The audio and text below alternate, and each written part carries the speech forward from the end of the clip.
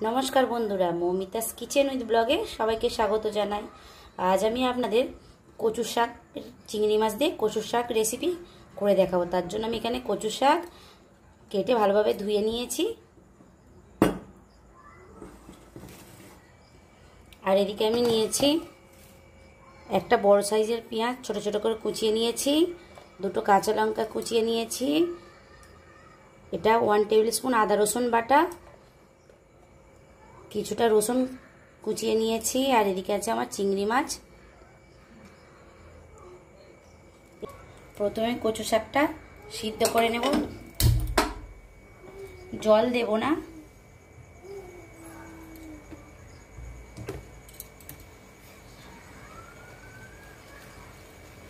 অল্প পরিমাণে লবণ দেব। এইবার আমি চাপা দিয়ে দেব।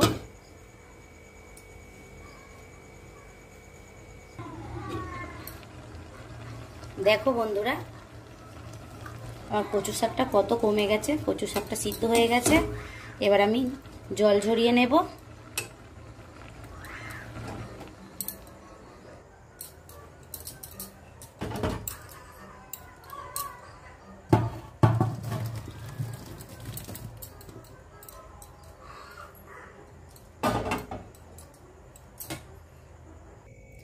গ্যাসের চুলায় কড়া বসিয়ে দিয়েছি, গ্যাসটা অন করে দেব। কড়াই সরিষার তেল দেব।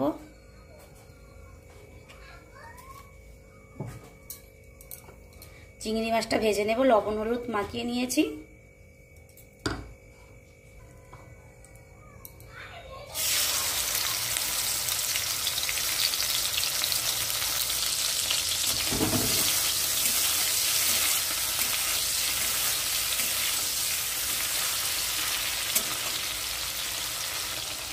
চিংড়ি মাছ বেশি ভাজবো না, ভাজলে শক্ত হয়ে যায়। এবার আমি তুলে নেব।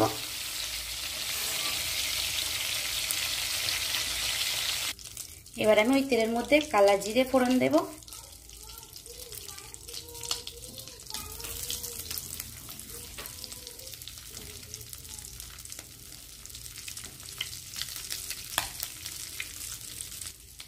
কুচিয়ে রাখা রসুন দিয়ে দেব।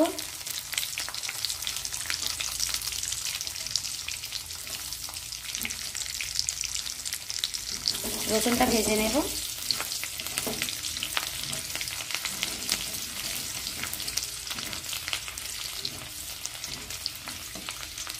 কুচিয়ে রাখা পেঁয়াজ আর কাঁচা লঙ্কা দিয়ে দেব।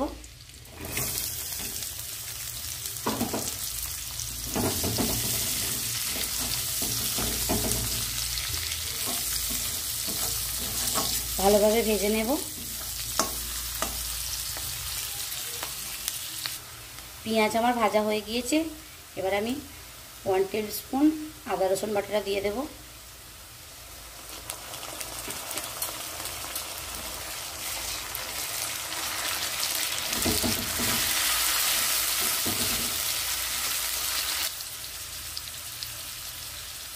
এবার আমি এতে 1 টেবিল স্পুন হলুদ গুঁড়ো দেব।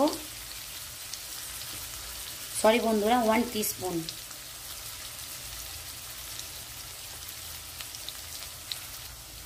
ওয়ান টিস্পুন লঙ্কা গুঁড়ো দেব। হাফ টিস্পুন ধনে গুঁড়ো দেব। হাফ টিস্পুন জিরে গুঁড়ো দেব। লবণ দেব। এবারে আমি মশলাটা ভালোভাবে কষিয়ে নেব।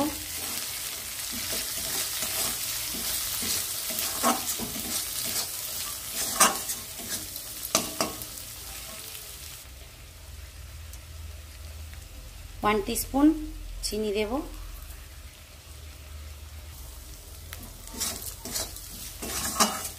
মশলাটা আমার ভালোভাবে কষানো হয়ে গিয়েছে। এবার আমি কচুর শাকটা দিয়ে দেব সেদ্ধ করা।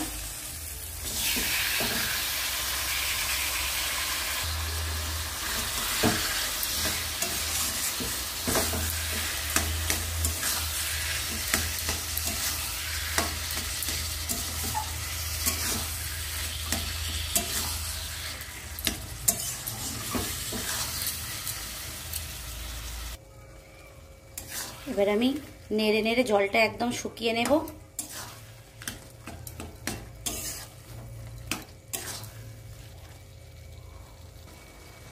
ভেজে রাখা চিংড়ি মাছগুলো দিয়ে দেব।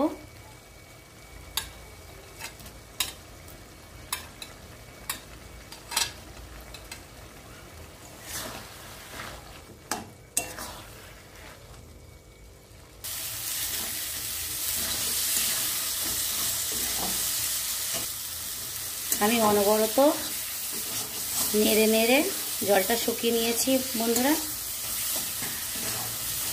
আমার কচু শাক হয়ে গেছে, এবার আমি নামিয়ে নেব।